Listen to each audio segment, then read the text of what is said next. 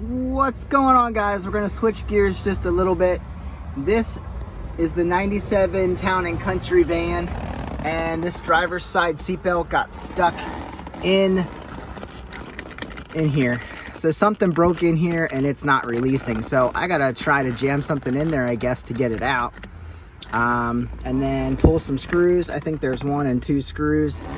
And then there's this here, which is already popping out. So I don't think that's really doing anything. And then I think it just kind of sits in the back here. I don't think it'll be an issue getting it off there. So I think we'll be able to dispose.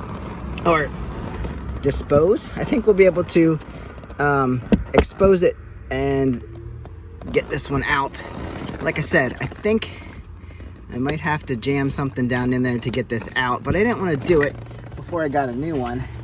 So I ordered one off of eBay, so it really shouldn't be that big a deal. It looks like a bolt, probably a hex bolt when it comes down to it, but this should work. It's a little bit different color, but you're not really gonna notice because who's looking at that anyway?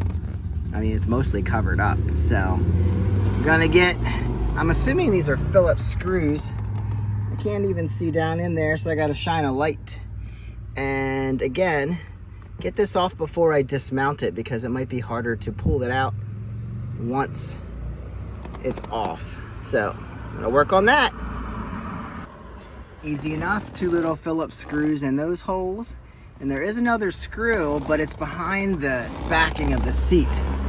I'm probably gonna have to get that out just so I have room to do this, maybe. Then there's a giant hex screw on the bottom here that mounts this stuff. I broke the housing off of this because I wasn't able to get in between there too well. So we'll just have to push this, release this, make it work, and then this will be free. I didn't want to take this off when I didn't have a new unit because then you're running without a seatbelt. This way, at least we have a seatbelt. But here's the inside of this.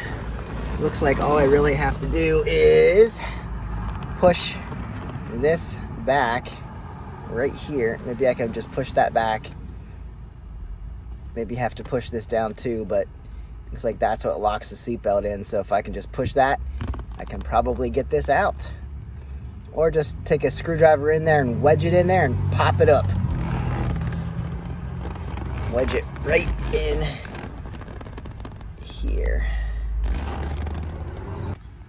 Well, that was quick and easy. I used a T45 hex, which I think seemed a little bit small for this bolt, but it worked, and we have our old one out, and all we really need to do is pop our new one in.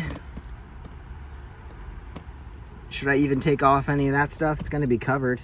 So just need to slip this over that and then tighten our bolt down, and we're back in business. Wait, is this the same length? Yeah, it was just broken up a little bit. So yeah, broken housing, whatever, no big deal. Now this thing, hopefully this works. Stick it on and tighten the bolt. And it's gonna sit right about there. You can see, right about there. All right, got her in. She still pivots a little bit just because our bolt has some bearing, has a metal sleeve there, so it can pivot a little bit, so that's good. And then I've just folded this back. Hopefully I didn't break it. Now she's back in place.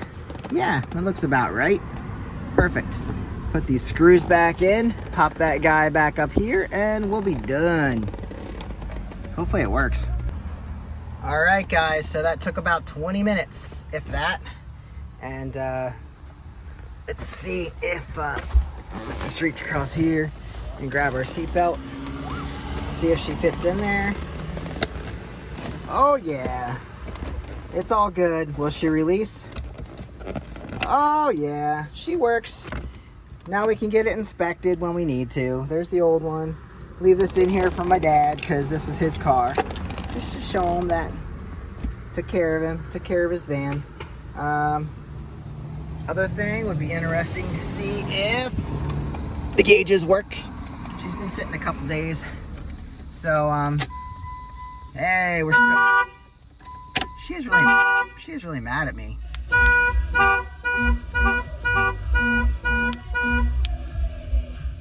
I don't know why she's doing that. Alright, so getting all this stuff figured out on this car. Dad's van doesn't have a service engine light, but mine does. We'll do an update on the Grand Caravan, but this is an update on the Town and Country, guys. Started taking the dash apart, and I think the gauges are now knowing their days are numbered, so they started working perfectly. So haven't had to change those out, but here we are, guys. That's it for the seatbelt change on the Town and Country 1997 Town and Country. She's a little rough, but she's a good girl. So I will see you guys on the next one. Get out and ride or go fix your car. Adios.